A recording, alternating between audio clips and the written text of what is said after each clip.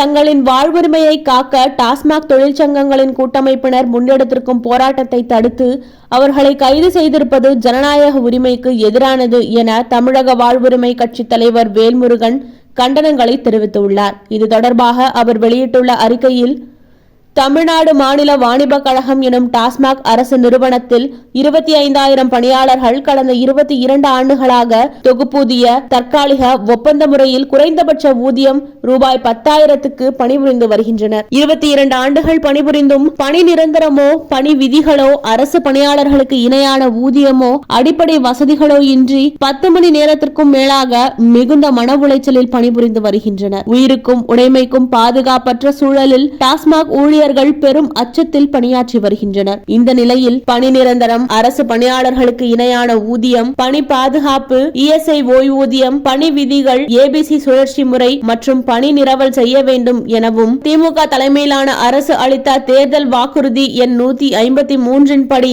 10 ஆண்டுகள் அரசு நிறுவனங்களில் பணிபுரியும் பணியாளர்கள் பணி நிரந்தரம் செய்யப்படுவார்கள் என்ற வாக்குறுதியையும் நிறைவேற்ற வேண்டும் என்று கோரியும், மேலும் மதுபான விற்பனையில் கேரளாவில் வழங்குவது போல அடிப்படை கட்டமைப்புகள் ஏற்படுத்தி மது கூடமின்றி செயல்படுத்த வேண்டும் எனவும், தொடர்ந்து டாஸ்மாகில் பணிபுரியும் மாற்றுத்திறனாளிகள் பிரதான கோரிக்கைகளை நிறைவேற்றி தர வேண்டும் எனவும் 4 அம்ச கோரிக்கைகளை வலியுறுத்தி இன்று ஜனவரி 26ஆம் தேதி முதல் சென்னை டாஸ்மாக் நிர்வாக இயக்குநர் அலுவலகம் முன்பு காத்திருப்பு போராட்டத்தில் ஈடுபட டாஸ்மாக் தொழிற்சங்கங்களின் கூட்டமைப்பு முடிவு செய்திருந்தது.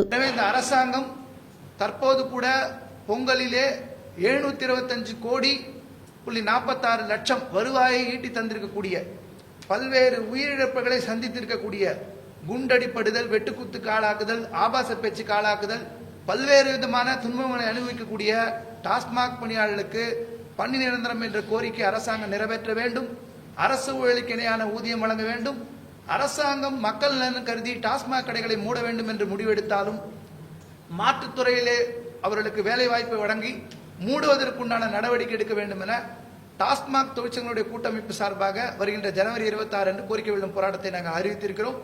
கோரிக்கை வெல்லும் வரை சென்னையிலே போராட்டம் தொடரும் என்பதை தெரிவித்துக் கொள்கிறேன். இப்போராட்டத்திற்காக சென்னையை நோக்கி வந்த டாஸ்மாக் ஊழியர்களை அந்தந்த மாவட்டங்களிலேயே போராட்டத்திற்கு செல்ல விடாமல் தடுத்து அவர்களை காவல்துறையின் மூலம் டாஸ்மாக் நிர்வாகம் கைது செய்திருக்கிறது. மேலும் பணியாளர்களை அச்சுறுத்தும் விதமாக மிரட்டும் நடவடிக்கைகளில் டாஸ்மாக் நிர்வாகம் இறங்கியிருப்பது கடும் கண்டனத்துக்கு உரியது. தமிழ்நாட்டில் பாதிக்கப்படுகிற ஊழியர்கள் தங்களின் வாழ்வுரிமையை காக்க போராடக்கூடாதா? எதிர்க்கட்சியாக இருந்தாலும் போராட்டங்களுக்கு அனுமதி கொடுக்கப்பட வேண்டியது ஜனநாயக உரிமை. டாஸ்மாக் நிர்வாகத்திற்கு போராட்டங்களை கண்டு அஞ்ச வேண்டிய அவசியம் என்ன? வாழ்வுரிமையை காக்க போராட முயன்ற டாஸ்மாக் தொழிற்சங்கங்களின் கூட்டமைப்பின் தோழர்களை போராட விடாமல் கைது செய்து விட்டால் அவர்களை முடக்கிவிட முடியுமா? அப்படிப்பட்ட போக்கை டாஸ்மாக் நிர்வாகமும் காவல்துறையும் மாற்றிக்கொள்ள வேண்டும். இதுபோன்ற ஜனநாயக உரிமைகளை பறிக்கும் நடவடிக்கைகளை வேடிக்கை பார்க்காமல் தமிழ்நாடு அரசு தடுத்து நிறுத்த வேண்டும். எனவே போராட விடாமல் தடுத்து கைது செய்யப்பட்டிருக்கும் டாஸ்மாக் தொழிற்சங்க கூட்டமைப்பு தோழர்களை உடனடியாக விடுவிக்க வேண்டும். அவர்களின் நியாயமான கோரிக்கைகளை நிறைவேற்றி தர தமிழ்நாடு அரசு விரைந்து நடவடிக்கை எடுக்க வேண்டும் என தமிழக வாழ்வுரிமை கட்சி கேட்டுக்கொள்வதாக தனது அறிக்கையில் தெரிவித்திருந்தார்.